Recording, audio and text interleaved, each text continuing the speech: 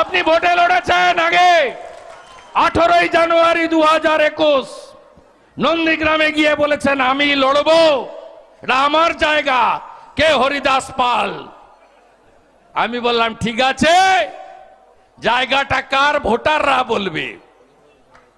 আমি লড়লাম, হারালাম।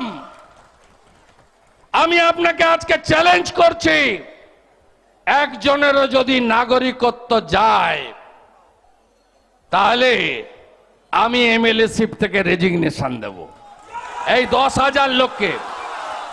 আর একজনেরও যদি নাগরিকত্ব না যায় আপনি পদত্যাগ করবেন তো?